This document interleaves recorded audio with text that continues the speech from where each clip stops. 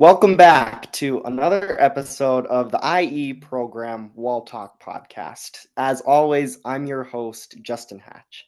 And today is a little bit of a historic day for the Wall Talk podcast for one reason. And that reason is that we have video. This is the first episode that's going to be on our YouTube channel, which is a really exciting announcement. And joining me as my co host, a guy who is so special. He has two A's in his name, Aaron Tingy. Aaron, how's it going? It's going good. That's good to hear.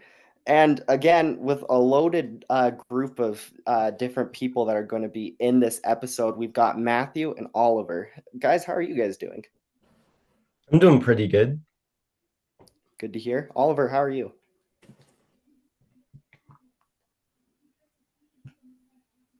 Doing pretty good too. That's Having a pretty fantastic to good hear. day. That's great. Now, Aaron, do you want to introduce the topic that we're going to be talking about today?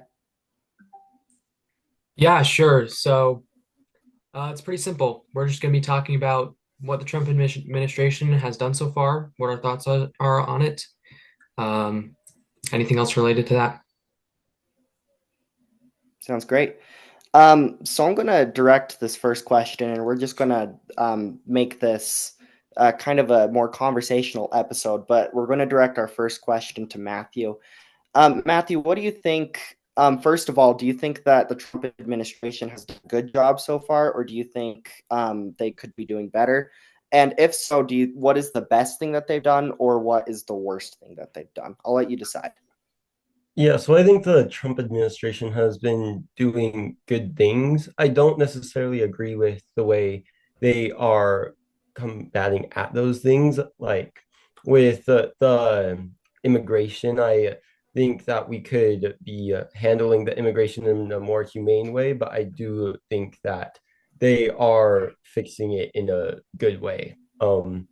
Yeah, I think one of the best things that they have done is the Make America Healthy Again program and just getting all of the petroleum-based dyes out of our food and making our food more healthy.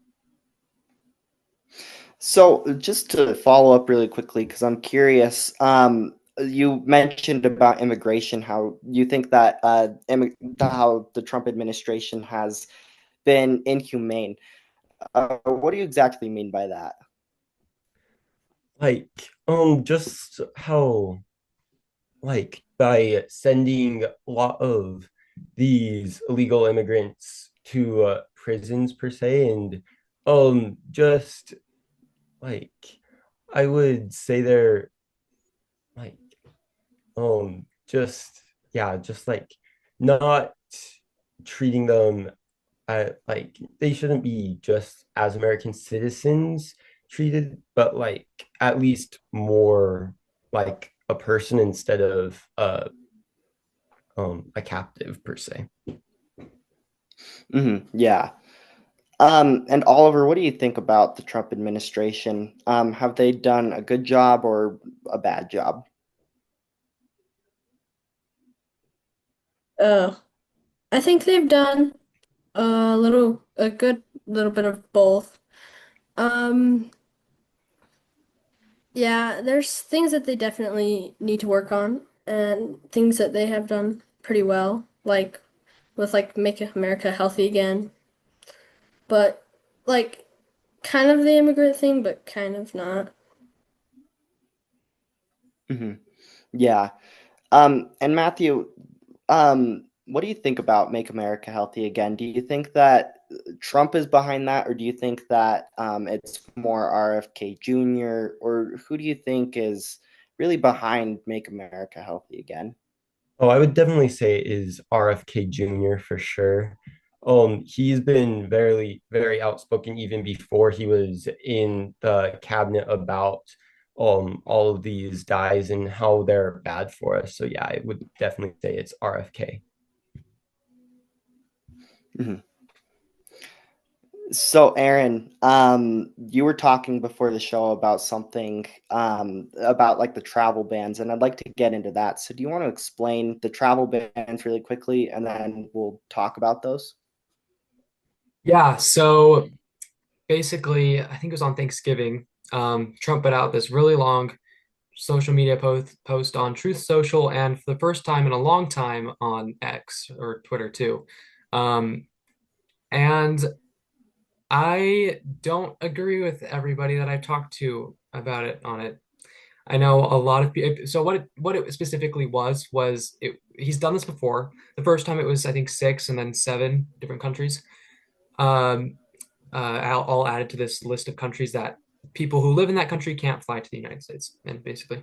Um, and this time it was 19 countries. I'm not. Uh, it was a couple. I know a couple of the countries. There was like the equatorial, uh, um, equatorial. What is it called? Equatorial Guinea, the Republic of the Congo. Most of them are pretty obscure. There was Iran was on there. Afghanistan was on there. Basic, mostly Middle Eastern countries. Yeah, that's what happens. Uh, most of the things that I've heard from other people is that this is a really good thing. I mean, this is what they voted for. This is what they were expecting him to do, right? His platform was a large portion of it was immigration, stopping um, foreign immigrants from coming to the United States, deporting tons of them, locking down our southern border with Mexico. And generally speaking, I am in favor of that. But I think that this is kind of, let me just start with my thoughts on the administration as a whole. I'm not super optimistic about how it's been so far. Um, if I had been able to vote, if I was old enough to vote, if you had asked me in the beginning of the year, I probably would have said, yeah, I would have voted for Trump. But I'm honestly not entirely sure at this point anymore. It's been a little bit of a mixed bag. There have been things that I like. He definitely closed the southern border, and being in favor of like anti-immigration policy. I mean, like as many are. I He did a good job on that. Like props to him. Um, but this 19, I mean, if just looking at the list of the 19 countries, which countries are on there, they they don't really mean anything. The average person is going to look at that list and say, "Oh my gosh, look, he's doing something about immigration." But the majority of our immigration is coming from countries like, I think the Dominican Republic, Mexico, the Philippines, India. If he was actually like interested in stopping immigration from third world countries, he would put a travel ban on those big countries. So it doesn't really and he can obviously speak to he talked his posts were really degrading and but he did speak to a lot of what and he hasn't been like this for a little while. But I feel like the posts kind of show that he can kind of give the American people what they want. He can say what they want to hear, and he knows what and that doesn't mean that he knows what they want, like what they voted for him to do, particularly on immigration. But he's not doing it. I don't feel like if he wanted to make a difference, he would have done it on other countries. It makes no difference to do it from a bunch of countries who get relatively very little immigrants from, I guess. Yeah, and so I feel like a lot of his policies are like that. I feel like that immigration is the best one. This specific case is like the best case where this happened, where he obviously knows what he was voted to do, but then he doesn't really deliver on it very well. So that was my thoughts on it. Maybe I figured you guys would disagree with that. Yeah, so you mentioned stuff about immigration, and I'd like to talk to Matthew about that because he talked a little bit about immigration, and specifically with these travel bans. Do you think that this is one of those more humane ways that you were talking about earlier of preventing illegal immigrants from coming in by not actually allowing them to come in, even to travel? Or do you think that the travel bans are not good for the world? Yeah, I don't think that the travel bans are good for the world because it categorizes everybody in that country to be like, oh, you are sometimes like even a bad person. Like from one of the countries on the list is Afghanistan, and I don't think every person from Afghanistan is a bad person and wants to kill like people in America. There are some of those people, but I think that it would just be better for like just to have security in our airports and stuff and make sure that people coming from other countries aren't gonna do these bad things.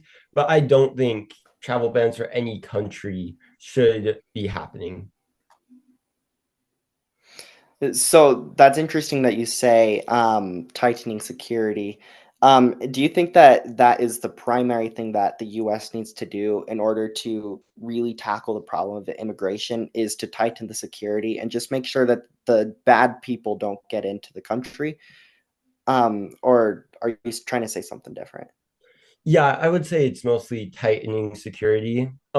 Yeah, and like I do support like how the Trump administration is continuing to build the wall that Trump started, because that will tighten the security on the southern border even more. But yeah, I think it's less of illegal immigrant coming. Like I would say it's more of our personal like security and making sure bad people aren't coming in than the actual people that are coming in, because a lot of people who do come in illegally, they aren't necessarily even bad people. Now, I don't agree that they did come in illegally, but I also think that we should make it easier for people to come in and work legally rather than just come in on like an education visa, but then they have to work illegally to pay for their house and stuff. So yeah, I think if we tighten up security, but make it in such a way that also it's more accessible for people to come in if they are good people, that would be best for our country. Thank you, Matthew. Oliver, what are your thoughts about the travel ban, specifically with immigration or whatever you want to spin it as? What are your thoughts? So I think that, like Aaron said, it doesn't make sense to have the travel ban on these countries that, like, that it's not have that, like, immigration problems. It kind of makes not a lot of sense.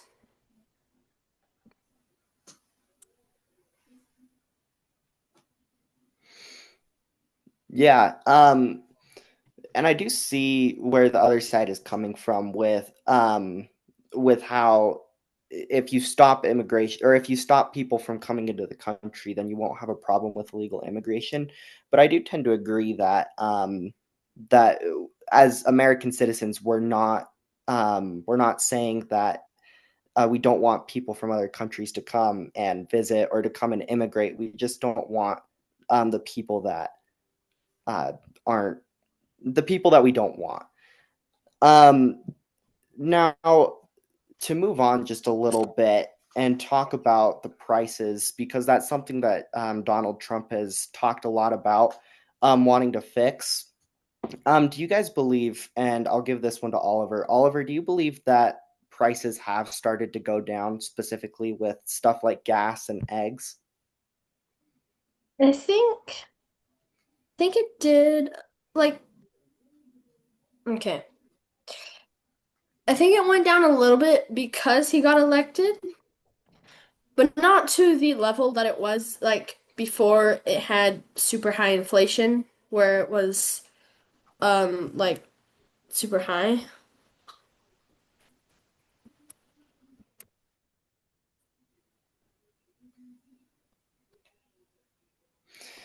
And so, Matthew, I went to the grocery store a couple weeks ago or a couple days ago, and I went and I wanted to go buy some eggs. And the eggs that I usually bought, they usually are about like $2 to get those eggs. But when I went to that store to get the eggs, they were $7. Do you think that prices are going to go down in the Trump administration, or what do you think? Yeah, I do believe that they will go down. A lot of times this year, egg prices do rise because it is easier for birds to get flus or other sicknesses, which does um hinder the production of eggs. I know where I work, our provider for our turkeys, they all caught a flu, and so our turkey prices have been really high. But yeah, I think that it will definitely go down. If you do look on Trump's website, well, the White House, for all of Trump's policies, that they do say that the wholesale price of a dozen eggs is down 67% since he's been inaugurated into the presidential office. But yeah, I think they will go down in these upcoming months. Very fascinating. Um, yeah. I think we should move on to our second topic now, which is cancel culture. We're going to be talking a lot about everything with society and with cancel culture. Aaron, do you want to kind of introduce our topic and ask our first question? Sure, cancel culture, what? People saying things I don't like, and so we're gonna tell them to shut up. Um, I think I don't know a whole Yeah, lot about exactly. this actually. Yeah, I just know that there was a time uh back in my day, just kidding. I actually don't remember any of this because I was like 12 years old. But I listen to a lot of conservative political commentators, and a lot of them have talked about, back in like 2020 to 2023, I think there was a lot of not just conservative, but a lot of just people would say things, particular words, and then they get canceled and like kicked off of Twitter, kicked off of YouTube, demonetized on YouTube for saying certain things. Um, should I just open with my thoughts on cancel culture? Yeah, let's do that. All right. I don't think that we should cancel people generally, but I also think that a lot of people get what cancel culture is or what canceling somebody is wrong. Like somebody saying something that is like really gross, something atrocious, something that should be kind of reviled by society, and then losing their job over it or getting deplatformed because of it is not necessarily cancel culture. Um, I don't necessarily see that as a bad thing.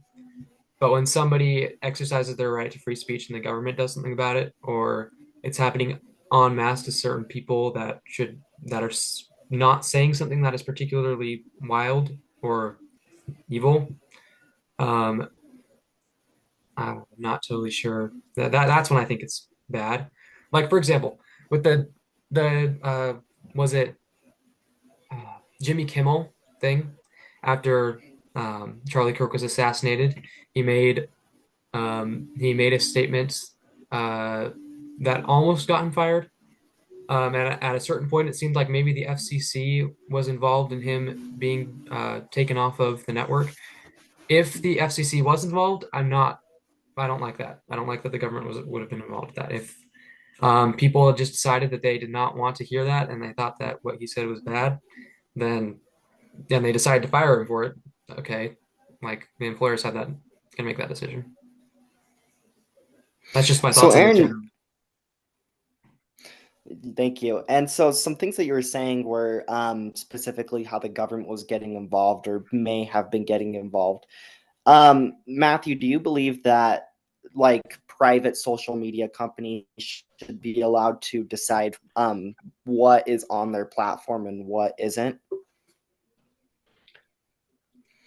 I'm like kind of torn about this because I do believe that like everybody does have an inalienable right of free speech, but I also believe that um these social media companies, they do also a lot of like they some of their target audiences are for younger teens and stuff, and the younger teens don't need to be like exposed to all of the harshness that is going on in the world. But I would probably lean more towards we should let everybody express their free speech, though it with this cancel culture it kind of reminds me back in the 1800s how it was actually legal back then to take down printing presses for what they were printing out. And so I would say that since it has been happening for a while, I would say it is more okay than not to cancel. And Oliver, a lot of people say things like on social media and on other platforms where people get their information, these people spread false statements and things, particularly about politics. Do you think that other people have the right or the chance to take those off their platforms specifically? Or do you think that any political statements should be kept on these platforms? I I think that it would be fine to leave him on the platforms because if it is truly like a bad political thing, then the other political things on this platform or on the other political ideas would be able to take it down in a sense where it would be proven wrong instead of like someone telling you that it can't be like getting canceled and you can't like it can't be an idea. Whereas if you let it be an idea, then if it's a good idea, it'll be a good idea. But if it's a bad idea, then it will be a bad idea. And it will like I want to get taken down. And it will like get like the bad idea. It doesn't matter if like the nature of it is good or not, but it will get taken down if it's like flawed. I want to talk for just like 1 second about artificial intelligence and how artificial intelligence has been able to create videos of certain people saying certain things, and it's only getting better. Matthew, do you think that there's ever going to come a point where things like that aren't going to be allowed because we won't be able to tell what is fake and what is real? Or do you think we as humans just need to be able to discern those and just learn to not exactly trust everything that we hear on the internet? I do think that already we don't trust everything we hear, though I do think that there does need to be some stops to what is happening with the AI. I've seen some YouTubers where they've made videos calling out where they somebody made an AI of them promoting something that they do not promote at all. And I think that is using AI in definitely a wrong way because it is um almost taking away somebody's voice. And it's hard because if there's one deep fake of them, how do you know if it's actually the real thing of them saying something else? And so I do think that we need to be able to discern things, but I also do think there needs to be regulation for what all this AI is doing. And what do you think that regulation should be, or do you not know? I don't have a specific idea at this point. I do think that some AI videos are all right. I would say if it is mimicking somebody who's already a bigger figure on social media, then, or anybody on social media, then it probably shouldn't happen. I don't really do this that often, but because we only have two guests, it does kind of become tricky. So I do want to hear Aaron's thoughts on this, specifically on artificial intelligence. What do you think the future is for that? In terms of regulation, I kind of agree with Matthew. At this point, I don't know. Like, I don't think anybody really knows. This is so new. We don't know what we're even going to need to be regulated. So I think it's just gonna have to wait and catch up eventually. I hope it does. And that's gonna be kind of scary. It's gonna start with people who are popular and famous. I mean, you've already seen deepfakes and like Sora videos of Trump in a princess dress, giving speeches and stuff like that. That's everywhere already. But when does that start trickling down to like normal people making real, like hyper realistic? Can't even tell if it's you can't tell that it's AI when it gets so good. Um, when it gets that good and it starts to be used by normal people against normal people, that's going to be a very big problem. Um, and because normal people don't have a platform like these famous people. These famous people can be like, I like in Sora, you can, which is a very popular AI video generating platform. You can put your face like into the thing, and anybody can cameo you, which basically means anybody can create a video of you. You've given them permission to do it. A lot of famous people are doing that right now because then if somebody does create an AI video, they can just be like, yeah, like, or a video of them comes out that's bad, they can just be like, guys, it was just AI. Like it was just like that was just like look at what I did. I let them use my face. Like obviously I didn't do that. Um, and they normally have like really large followings on social media and they can make a post about it and they can make a video about it and they can tell everybody that was fake, but normal people can't do that.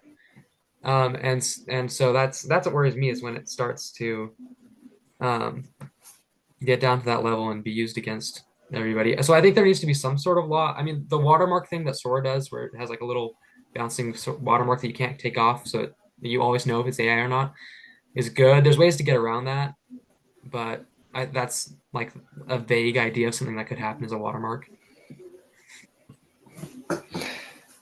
Well, Matthew, Oliver, time really goes by when I talk about current events. You guys are gonna have to come back on, and we're gonna have to do this again because this was really fun. But thank you guys for coming on. And Aaron, this was really fun, man. This was another great episode. Yeah, I really enjoyed it. But and yeah, that'll do it. Thank you guys for watching, and I guess I have to say this now. Please subscribe to the Wall Talk YouTube channel. It really means a lot. And if you're listening on Spotify, please give us a follow. That also means a lot. But that's going to do it. So I'm Justin Hatch, your host here on Wall Talk, and I'll see you guys next week. Thank you.